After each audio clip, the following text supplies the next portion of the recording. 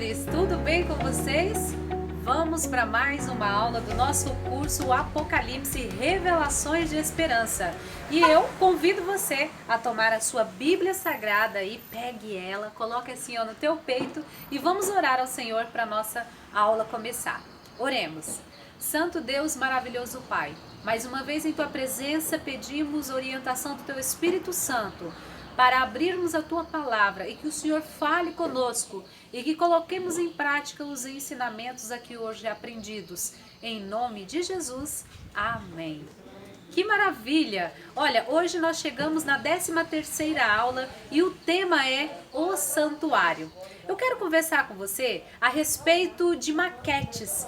Todo mundo sabe que uma representatividade de um edifício antes de ser colocado em prática vem por meio de maquetes. E é claro que isso tem todos os mínimos detalhes e eles devem ser observados, principalmente quando a estrutura é muito grande e envolve várias empresas, várias pessoas.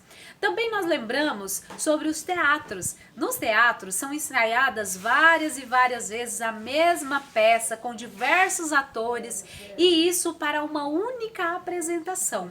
E quando a gente lembra do santuário, quando a gente lembra da Bíblia Sagrada, Deus deu orientação para que se fosse feita uma réplica, uma representatividade do santuário celeste aqui na terra.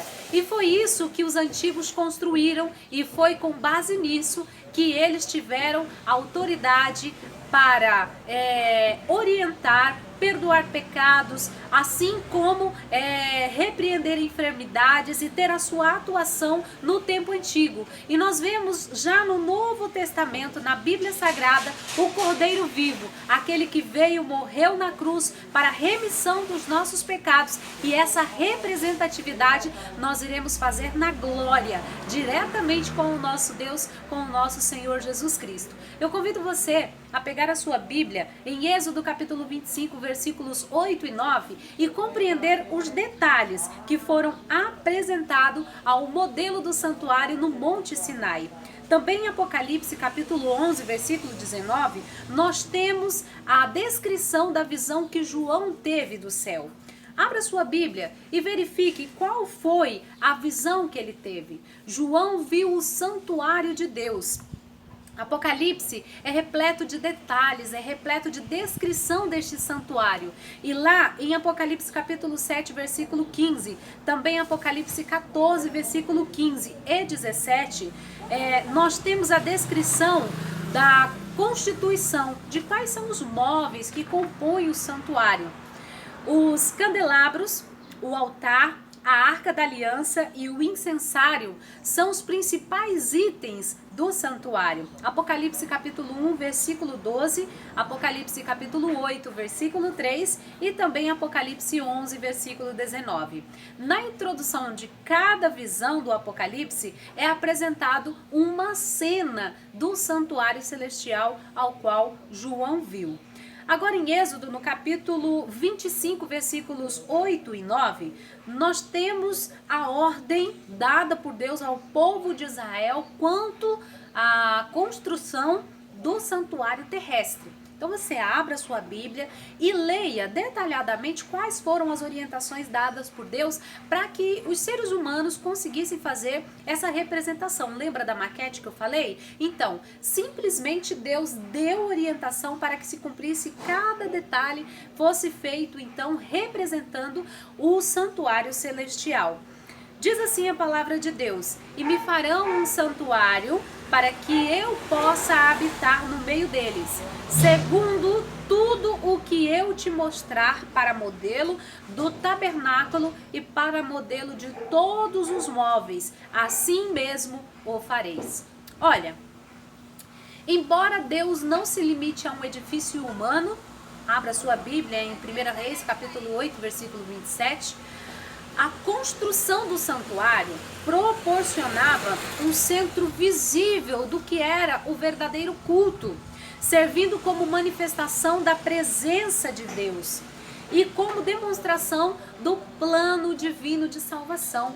Se nós nos atentarmos para a importância do santuário, nós vamos compreender que o santuário, ele vem para nos relembrar, nos fazer memória daquilo que iria acontecer e do que aconteceu, que foi a vinda de Cristo.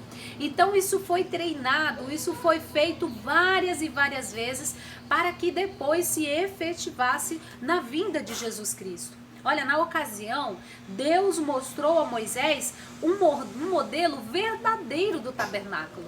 Escrito em Hebreus capítulo 8, versículo 2, você pode conferir sobre isso. E esse modelo era o mesmo existente no céu. Dessa forma, o santuário terrestre era, como eu já falei, uma cópia do santuário divino.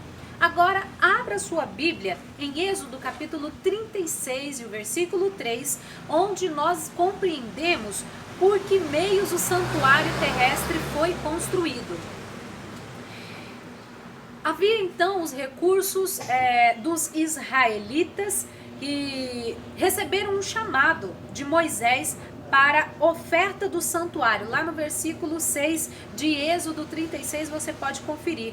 Eles manifestaram uma dedicação tão grande que as ofertas foram mais do que suficientes para a construção do santuário.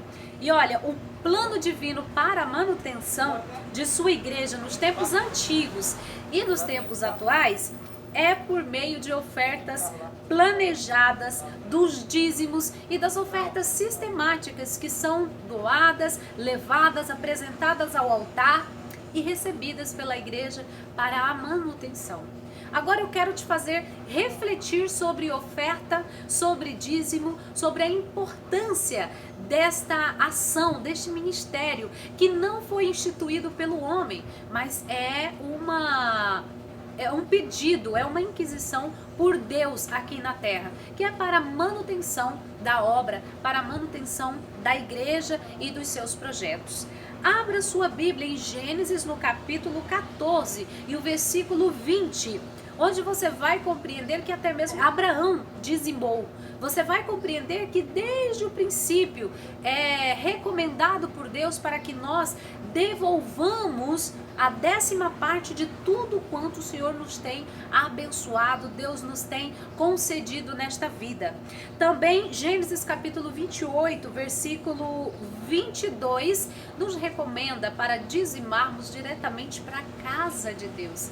E olha, é muito interessante porque nós vemos muitas pessoas que dizem assim, se eu tirar a 10ª parte de tudo que eu tenho, que eu ganho mensalmente, eu vou e dou para os órfãos e dou para os mendigos e faço uma caridade, uma obra social, isso aí já é meu dízimo.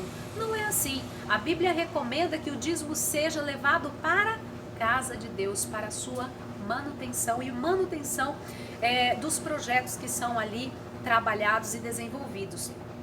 Agora em Malaquias, capítulo 3, no versículo 10, nós temos a recomendação de fazer prova de Deus. Provar e ver de que o Senhor é bom.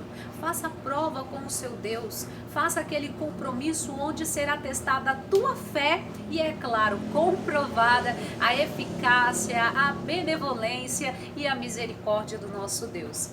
Abra sua Bíblia agora em 2 Coríntios, capítulo 9, versículo 7. Onde você vai compreender que todo esse tipo de oferta, de dizimar, de doar, de entrega, de devolução, deve ser feita com alegria, com amor e muita gratidão por tudo que o Senhor tem concedido a você. Até porque tudo que nós somos ou pensamos que temos aqui nesta terra pertence a Deus. Amém? Com você eu quero abrir a Bíblia agora em Êxodo capítulo 31, do versículo 7 ao 9. É muito importante nós compreendermos e conhecermos como se deu a construção do santuário.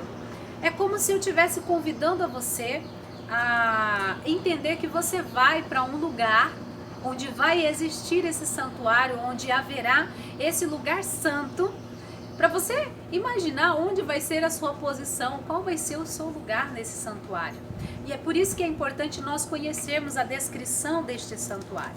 Então aí, Êxodo capítulo 31, Versículo 7 diz assim: a tenda da congregação e a arca do testemunho e o propiciatório que está por cima dela e todos os pertences da tenda e a mesa com os seus utensílios e o candelabro de ouro puro com todos os seus utensílios e o altar do incenso. Versículo 9: e o altar do holocausto com todos os seus utensílios e a bacia com seu suporte. Aqui nós temos a descrição dos utensílios que foram colocados então no santuário terrestre como representatividade do santuário divino. Eu quero que você preste bem atenção em cada detalhe daquilo que nós vamos falar aqui.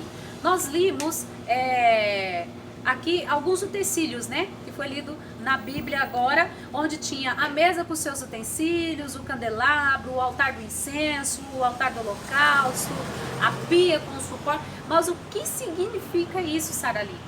O que quer dizer tudo isso? Então vamos lá. Primeiro vamos falar sobre o altar de sacrifícios. Levítico capítulo 1, versículo 9, ele nos traz uma explicação de que no átrio ou pátio estava então esse altar dos sacrifícios, em que os holocaustos acendiam, ou seja, eram queimados e a fumaça subia como cheiro agradável ao Senhor, símbolo de Cristo que haveria de se entregar a si mesmo por nós como oferta de sacrifício a Deus em aroma suave, perfeito e agradável. Efésios capítulo 5, versículo 2. Também havia, como foi lido aqui em Êxodo 31, versículo dos 7 ao 9, a bacia com água para purificação. Lá em Êxodo capítulo 30, versículo 18, você tem mais informações a respeito disso. E nós temos aqui uma representatividade da água como sendo o Espírito Santo. Abra sua Bíblia em João capítulo 7, do 37 ao 39. E olha que maravilhoso, a palavra, João 13, 10 e também João capítulo 15, versículo 3 e Efésios capítulo 5, versículo 26 e o batismo, João capítulo 3, versículo 5 e Romanos capítulo 6, do 3 ao 6 e também 1 João capítulo 5, 8. Ou seja, a bacia com água para purificação traz o Espírito Santo, a palavra de Deus e também o batismo. Compreendeu? Que maravilha! No lugar santo à direita havia a mesa dos pães. Êxodo capítulo 25, versículo 30. Com 12 pães feitos de flor de farinha. Levítico 24, versículo 5. Representando quem? Quem é o pão da vida? É isso mesmo, é Jesus. Lá em João capítulo 6, versículo 48, você vai ter a referência do pão da vida. No lado esquerdo estava o quê? O candelabro de ouro. Abra sua Bíblia em Êxodo capítulo 40 e versículo 24. Esse candelabro de ouro tinha o que mais nele? Com 7 lâmpadas. Êxodo 25, versículo 37. Continuamente acesas. Levítico 24, versículo 2. João viu o candelabro no céu. Apocalipse capítulo 1, versículo 12. As 7 tochas ardendo diante do trono de Deus. Apocalipse capítulo 4, versículo 5. E Jesus no meio dos 7 candeeiros. Apocalipse capítulo 1, do 12 ao 18. O próprio Jesus disse que ele é o quê? A luz do mundo. João 8, 12. Diante do véu, o altar de incenso. Êxodo 30, do versículo 1 ao versículo 3, e também Êxodo capítulo 40, versículo 26, o sacerdote queimava incenso pela manhã e pela tarde. João também viu um altar de ouro diante do trono de Deus no céu. O lugar santíssimo era o mais sagrado. Ali ficava a Arca da Aliança, contendo o quê? As tábuas da lei escritas pelo dedo de Deus. Êxodo 26, versículo 33 e também Hebreus, capítulo 9, versículo 4. João descreveu a arca, João descreveu o santuário celestial, a arca de Deus. Apocalipse capítulo 11, versículo 19. E sobre a tampa da arca, conhecida como propiciatório, a presença de Deus era mais do que visível. Leia Êxodo capítulo 25, versículo 21 e também o 22, simbolizando o seu trono sagrado. No Apocalipse, o Senhor é retratado assentado sobre um trono glorioso. Apocalipse capítulo 4, versículo 2. Para nós entendermos melhor a representatividade deste santuário, vamos abrir a Bíblia em Hebreus, capítulo 9, versículos 6 e 7, compreender quem é que podia entrar nesse santuário. Já que parece uma coisa assim, intocável, algo, né, que realmente tão sagrado era, vamos entender quem é que podia adentrar. Abriu a sua Bíblia?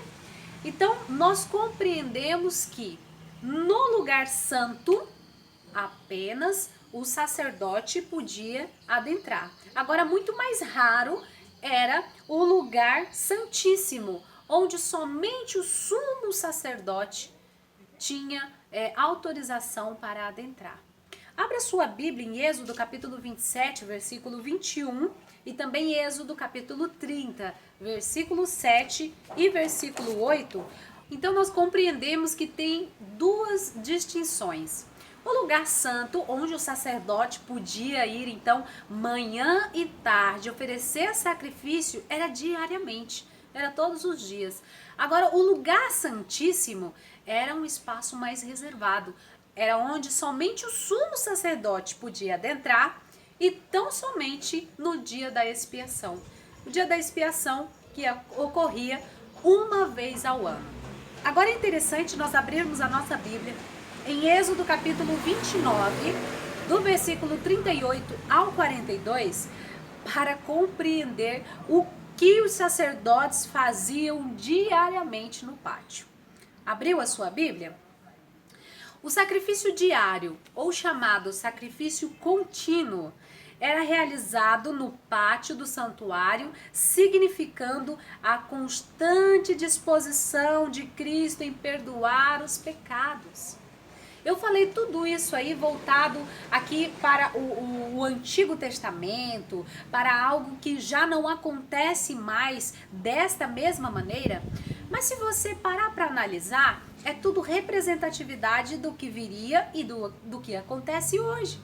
Ora, eu não sei se você orou já hoje, mas se não fez, deveria ter feito, ou então pare agora e faça. Ore ao Senhor. E quem é que intercede por nós junto a Deus? É Jesus Cristo.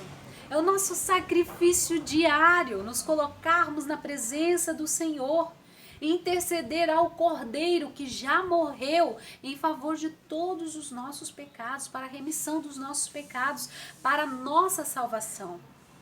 Isso é maravilhoso. Você já sabia disso? Se você ficou confuso, volte o vídeo, assista novamente, faça as pesquisas das referências que nós citamos aqui, para que você possa compreender. Isso deve estar vivo na tua mente, para que você compreenda que antigamente existia homens que foram consagrados para sacrificar cordeiros diariamente para a remissão dos pecados do povo. E depois, quando veio Jesus Cristo, morreu na cruz, o sangue de Jesus lavou nossos pecados. E é a Ele que nós devemos interceder diariamente. Amém? Abra sua Bíblia em Levítico, capítulo 23, versículo 27 ao 28, e você vai entender o que significa o dia da expiação. Para que foi instituído esse dia da expiação? Qual o intuito do dia da expiação? O sumo sacerdote, no dia da expiação, entrava no lugar santíssimo para fazer a expiação dos pecados e a purificação do santuário. Leia Levítico, capítulo 16, versículo 30. O serviço diário lidava com os pecados em base individual. Já no dia da expiação, era para todo o povo, para toda a comunidade. E assim era feito o pedido, era feito a intercessão, era feito o sacrifício, e então ascendia, subia ao céu e chegava como cheiro suave e agradável a Deus. O que significa isso? Significa que Deus aceitava o pedido de perdão. Por isso que é tão importante você orar hoje. Por isso que é tão importante você reconhecer os teus pecados e estar mais próximo de Deus. Pedir o Espírito Santo de Deus que te purifique, que ajude você a buscar e estar mais na presença de Deus. Para que assim os teus pecados sejam verdadeiramente perdoados. Quando você confessa, quando você leva diante de Deus. Amém? Vamos fazer isso a partir de hoje? Para a gente concluir, vamos lá em Levítico capítulo 16, o versículo 10, e também Levítico capítulo 20, versículo 22. No fim da cerimônia, o bode emissário para Azazel recebia simbolicamente os pecados de Israel e era enviado ao deserto, onde deveria morrer. Olha, a salvação era provida pelo bode sacrificado para o Senhor, como nós já vimos em Levítico 16, versículo 8. Símbolo de Cristo, Hebreus capítulo 9, versículo 22. Mas também entrava em cena outro bode, ou seja, o bode emissário, o qual não era sacrificado. Esse bode emissário, ele não morria, ele não sofria nenhum dano em substituição de ninguém. Ele tão somente representava o originador de todos os pecados e deveria carregar esses pecados no deserto em sofrimento. Quem é o originador de todos os pecados, se não é Satanás? E assim acontecerá com ele no final de tudo, no fim do grande conflito, onde ele terá que carregar sobre si o pecado, as dores, as enfermidades e tudo aquilo que não provém de Deus, tudo aquilo que Deus não havia planejado para a nossa subsistência. Amém? Abra sua Bíblia em Hebreus capítulo 8, versículos 4 e 5, e vamos entender o que todo o cerimonial do santuário terrestre representava. O sistema de sacrifícios do Antigo Testamento ensinava ao povo a natureza terrível do pecado e apontava para Cristo Jesus como o único que pode perdoar a culpa. Os muitos sacrifícios não eram eficazes por si mesmos. Hebreus capítulo 10, versículo 4. Pois o pecado, ele é o quê? Uma ofensa moral. Só o sangue de Cristo, ilustrado por aqueles sacrifícios simbólicos, Hebreus 8:5, pode expiar os pecados da humanidade. Abra sua Bíblia e leia Romanos capítulo 3, versículo 21 e também 1 João capítulo 1, versículo 7, para você compreender melhor acerca deste assunto. Jesus é o mediador único e suficiente entre Deus e o homem, como eu já falei aqui. 1 Timóteo, capítulo 2, versículo 5, você vai encontrar a comprovação disso que eu te falo. E também em Atos dos Apóstolos, capítulo 4, versículo 11 ao 12. Hebreus, capítulo 7, versículo 25, diz qual é a obra desempenhada por Jesus Cristo no santuário celestial. Diz assim: por isso também pode salvar totalmente os que por ele se cheguem a Deus, vivendo sempre para interceder por eles. Quem intercede por nós junto ao Pai, senão Jesus Cristo? O Cordeiro Pascal, aquele que morreu e teve uma morte humilhante, morte de cruz, para nos salvar, para perdoar os nossos pecados. Por isso nós precisamos recorrer a Ele, diretamente a Ele. sem terceiros, sem necessidade de santos, sem necessidade de alguém para nos ajudar. Jesus não precisa de ajuda. O Espírito Santo de Deus é que nos convence do pecado, da justiça e do juízo e nos ajuda a orar a Jesus Cristo, que é o único mediador entre Deus e o homem. Quando nos arrependemos de nossos pecados, pedimos perdão e libertação a Jesus Cristo, apesar de o perdão nos ser concedido gratuitamente, não é de graça para Cristo. Ele já pagou um alto preço para nos salvar. Apocalipse capítulo 14, versículo 14 ao 20, nos fala do que ocorrerá quando o ministério intercessor de Cristo no santuário celestial for encerrado. Eu já falei várias vezes aqui nos vídeos anteriores e volto a repetir. Nós temos a oportunidade de hoje estar buscando a Deus, estar buscando a Jesus como nosso advogado. É até engraçado fazer uma comparação com a nossa realidade hoje. Quando alguém faz uma universidade e estuda direito, ele se torna um advogado.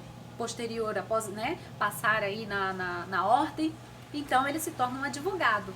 E depois disso, se ele conseguir, se ele prestar um concurso, se propor a estudar, ele se torna juiz. E aí quando você chega nesse juiz, ele tem o mesmo trato, ele tem o mesmo atendimento que um advogado? Não. É totalmente diferente. E é assim que eu quero lembrar a você que Jesus será para mim e para você. Hoje ele é nosso advogado. Hoje ele pede junto ao Pai para que nós sejamos abençoados, para que nós sejamos livres das tentações, para que nós sejamos purificados. Mas depois ele será o nosso juiz. É isso que você vai encontrar em Apocalipse 14. Deus porá fim ao pecado e tudo que estiver ligado ao mal será definitivamente eliminado. É isso que ocorre quando deixamos a fonte de vida. Ao rejeitar a vida que nos sustenta, nós simplesmente nos entregamos à morte. Vamos ao nosso compromisso de hoje? Então fale comigo. Entendi que os diversos rituais do santuário terrestre representavam a morte de Cristo na cruz e seu ministério no santuário celestial. Eu me comprometo a aceitá-lo como meu fiel sumo sacerdote. Hoje entrego minha vida definitivamente em suas mãos. E reconheço que Ele é o maior e único interessado em salvar a minha vida. Amém? Eu oro por você. Santo e maravilhoso Deus. Como é bom pensarmos nessa representatividade de sacrifício no Antigo Testamento, onde o povo levava vários animais ao sacrifício para a remissão e expiação dos pecados. E o Senhor recebia como cheiro suave. Agora nos enviaste o teu Filho Jesus Cristo para morrer no madeiro, morte de cruz, para nos salvar, para perdão dos nossos pecados. Obrigada, Senhor, por este sacrifício. Que todos os dias nós possamos reconhecer que nós necessitamos de estar em Tua presença, de buscar a Ti, de ensaiar dia após dia, para que logo, em pouco tempo, estejamos no céu, adorando a Jesus, no lugar santo, no lugar celestial. Fica conosco, em nome de Jesus. Eu convido você que não assistiu os vídeos anteriores a dar uma subidinha aí, ou clique no link acima ou abaixo, para que você possa conferir as aulas anteriores. E a você que ainda não curtiu o nosso canal, deixe o seu like, ative o sininho para receber as notificações de novas publicações. Eu conto com você, Deus conta conosco. Um abraço e até a próxima aula.